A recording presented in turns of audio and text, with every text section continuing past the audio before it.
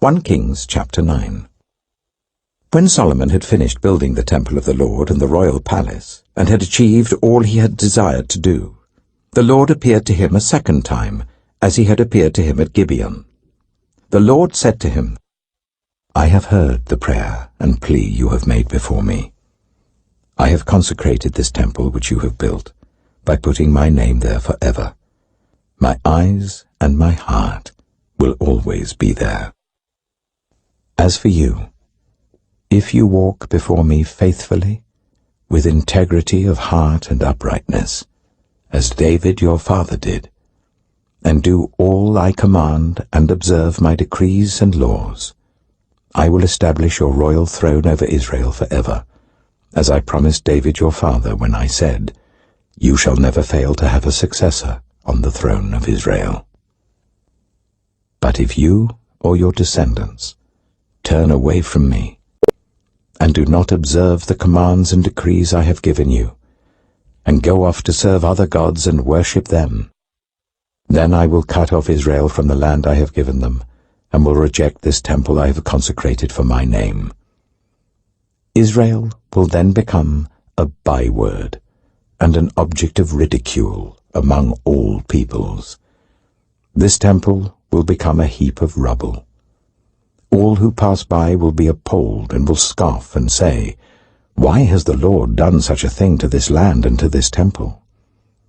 People will answer, Because they have forsaken the Lord their God, who brought their ancestors out of Egypt, and have embraced other gods, worshipping and serving them.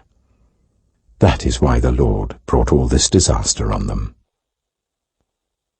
At the end of 20 years, during which Solomon built these two buildings, the temple of the Lord and the royal palace, King Solomon gave 20 towns in Galilee to Hiram, king of Tyre, because Hiram had supplied him with all the cedar and juniper and gold he wanted. But when Hiram went from Tyre to see the towns that Solomon had given him, he was not pleased with them. What kind of towns are these you have given me, my brother? He asked. And he called them the land of Kabul, a name they have to this day. Now Hiram had sent to the king 120 talents of gold. Here is the account of the forced labor King Solomon conscripted to build the Lord's temple, his own palace, the terraces, the wall of Jerusalem, and Hazor, Megiddo, and Giza. Pharaoh, king of Egypt, had attacked and captured Giza. He had set it on fire. He killed its Canaanite inhabitants, and then gave it as a wedding gift to his daughter, Solomon's wife. And Solomon rebuilt Giza. He built up Lower Beth-horon, Baalath, and Tadmor in the desert, within his land, as well as all his store cities and the towns for his chariots and for his horses, whatever he desired to build in Jerusalem, in Lebanon, and throughout all the territory he ruled. There were still people left from the Amorites, Hittites, Perizzites, Hivites, and Jebusites. These people were not Israelites. Solomon conscripted the descendants of all these people remaining in the land, whom the Israelites could not exterminate, to serve as slave labor, as it is to this day. But Solomon did not make slaves of any of the Israelites. They were his fighting men, his government officials, his officers, his captains, and the commanders of his chariots and charioteers. They were also the chief officials in charge of Solomon's projects, 550 officials supervising those who did the work. After Pharaoh's daughter had come up from the city of David to the palace Solomon had built for her, he constructed the terraces. 3 times a year Solomon sacrificed burnt offerings and fellowship offerings on the altar he had built for the Lord, burning incense before the Lord along with them, and so fulfilled the temple obligations. King Solomon also built ships at Ezion-Geber, which is near Elath in Edom, on the shore of the Red Sea. And Hiram sent his men, sailors who knew the sea, to serve in the fleet with Solomon's men. They sailed to Ophir and brought back 420 talents of gold, which they delivered to King Solomon. 1 Kings chapter 10. When the queen of Sheba heard about the fame of Solomon and his relationship to the Lord, she came to test Solomon with hard questions. Arriving at Jerusalem with a very great caravan, with camels carrying spices, large quantities of gold and precious stones, she came to Solomon and talked with him about all that she had on her mind. Solomon answered all her questions. Nothing was too hard for the king to explain to her. When the Queen of Sheba saw all the wisdom of Solomon and the palace he had built, the food on his table, the seating of his officials, the attending servants in their robes, his cupbearers, and the burnt offerings he made at the temple of the Lord, she was overwhelmed. She said to the king, "The report I heard in my own country about your achievements and your wisdom is true. But I did not believe these things until I came and saw with my own eyes. Indeed, not even half was told me. In wisdom and wealth, you have far exceeded the report I heard. How happy your people must be!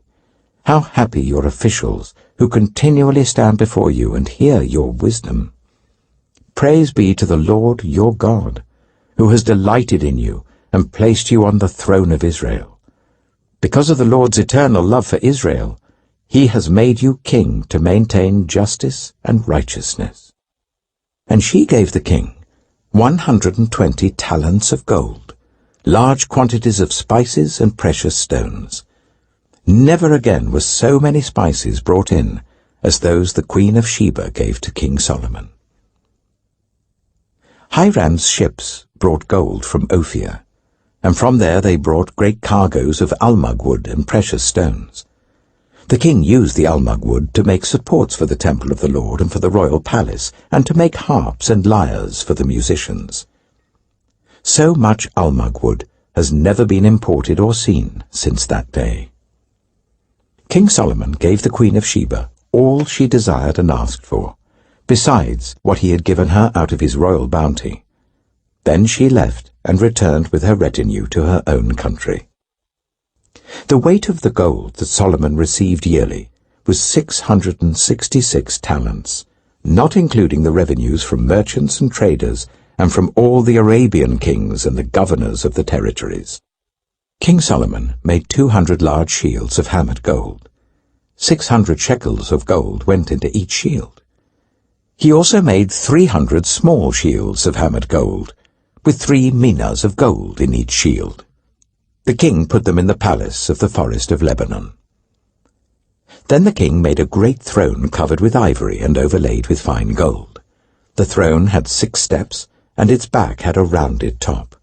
On both sides of the seat were armrests, with a lion standing beside each of them.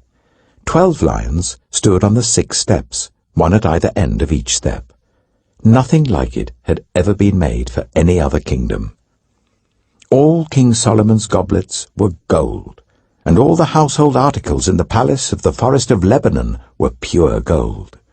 Nothing was made of silver, because silver was considered of little value in Solomon's days. The king had a fleet of trading ships at sea, along with the ships of Hiram.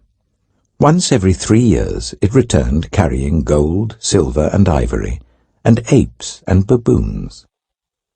King Solomon was greater in riches and wisdom than all the other kings of the earth. The whole world sought audience with Solomon to hear the wisdom God had put in his heart. Year after year, everyone who came brought a gift, articles of silver and gold, robes, weapons and spices, and horses and mules. Solomon accumulated chariots and horses. He had 1,400 chariots and 12,000 horses, which he kept in the chariot cities and also with him in Jerusalem.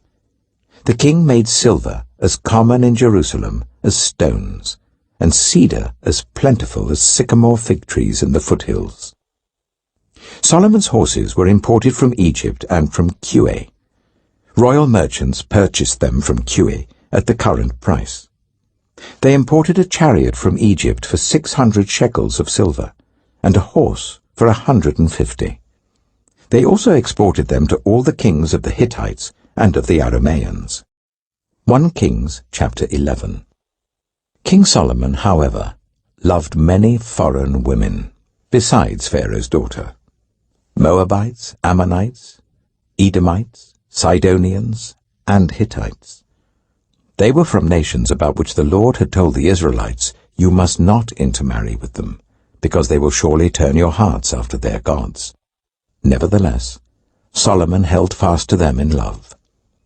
He had 700 wives of royal birth and 300 concubines, and his wives led him astray. As Solomon grew old, his wives turned his heart after other gods, and his heart was not fully devoted to the Lord his God, as the heart of David his father had been. He followed Ashtoreth, the goddess of the Sidonians, and Molech, the detestable god of the Ammonites. So Solomon did evil in the eyes of the Lord. He did not follow the Lord completely, as David his father had done. On a hill east of Jerusalem, Solomon built a high place for Chemosh, the detestable god of Moab, and for Molech, the detestable god of the Ammonites. He did the same for all his foreign wives, who burned incense and offered sacrifices to their gods. The Lord became angry with Solomon because his heart had turned away from the Lord, the God of Israel, who had appeared to him twice. Although he had forbidden Solomon to follow other gods, Solomon did not keep the Lord's command. So the Lord said to Solomon, "Since this is your attitude, and you have not kept my covenant and my decrees, which I commanded you, I will most certainly tear the kingdom away from you and give it to one of your subordinates. Nevertheless, for the sake of David your father, I will not do it during your lifetime. I will tear it out of the hand of your son. Yet I will not tear the whole kingdom from him, but will give him one tribe for the sake of David my servant, and for the sake of Jerusalem, which I have chosen." Then the Lord raised up against Solomon an adversary, Hadad the Edomite, from the royal line of Edom. Earlier, when David was fighting with Edom, Joab, the commander of the army, who had gone up to bury the dead, had struck down all the men in Edom. Joab and all the Israelites stayed there for 6 months, until they had destroyed all the men in Edom. But Hadad, still only a boy, fled to Egypt with some Edomite officials who had served his father. They set out from Midian and went to Paran. Then, taking people from Paran with them, they went to Egypt, to Pharaoh, king of Egypt, who gave Hadad a house and land and provided him with food. Pharaoh was so pleased with Hadad that he gave him a sister of his own wife, Queen Tahpenes, in marriage. The sister of Tahpenes bore him a son named Genubath, whom Tahpenes brought up in the royal palace. There Genubath lived with Pharaoh's own children. While he was in Egypt, Hadad heard that David rested with his ancestors, and that Joab, the commander of the army, was also dead. Then Hadad said to Pharaoh, "Let me go, so that I may return to my own country." "What have you lacked here, that you want to go back to your own country?" Pharaoh asked. "Nothing," Hadad replied, "but do let me go." And God raised up against Solomon another adversary, Rezon, son of Eliada, who had fled from his master, Hadadezer, king of Zobah. When David destroyed Zobah's army, Rezon gathered a band of men around him and became their leader. They went to Damascus, where they settled and took control. Rezon was Israel's adversary as long as Solomon lived, adding to the trouble caused by Hadad. So Rezon ruled in Aram and was hostile towards Israel. Also, Jeroboam, son of Nebat, rebelled against the king. He was one of Solomon's officials, an Ephraimite from Zeradah, and his mother was a widow named Zeruah. Here is the account of how he rebelled against the king. Solomon had built the terraces, and had filled in the gap in the wall of the city of David his father. Now Jeroboam was a man of standing, and when Solomon saw how well the young man did his work, he put him in charge of the whole labor force of the tribes of Joseph. About that time, Jeroboam was going out of Jerusalem, and Ahijah, the prophet of Shiloh, met him on the way, wearing a new cloak. The two of them were alone out in the country, and Ahijah took hold of the new cloak he was wearing and tore it into 12 pieces. Then he said to Jeroboam, Take 10 pieces for yourself, for this is what the Lord, the God of Israel, says. See, I am going to tear the kingdom out of Solomon's hand and give you 10 tribes. But for the sake of my servant David and the city of Jerusalem, which I have chosen out of all the tribes of Israel, he will have 1 tribe.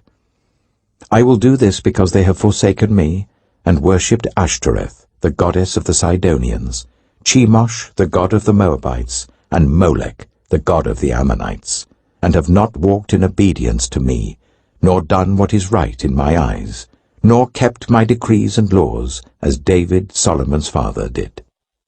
But I will not take the whole kingdom out of Solomon's hand. I have made him ruler all the days of his life for the sake of David my servant, whom I chose and who obeyed my commands and decrees. I will take the kingdom from his son's hands and give you 10 tribes. I will give 1 tribe to his son, so that David my servant may always have a lamp before me in Jerusalem, the city where I chose to put my name. However, as for you, I will take you, and you will rule over all that your heart desires. You will be king over Israel. If you do whatever I command you, and walk in obedience to me, and do what is right in my eyes by obeying my decrees and commands, as David my servant did, I will be with you. I will build you a dynasty as enduring as the one I built for David, and will give Israel to you. I will humble David's descendants because of this, but not forever. Solomon tried to kill Jeroboam, but Jeroboam fled to Egypt, to Shishak the king, and stayed there until Solomon's death. As for the other events of Solomon's reign, all he did and the wisdom he displayed, are they not written in the book of the annals of Solomon? Solomon reigned in Jerusalem over all Israel for 40 years. Then he rested with his ancestors and was buried in the city of David his father. And Rehoboam his son succeeded him as king.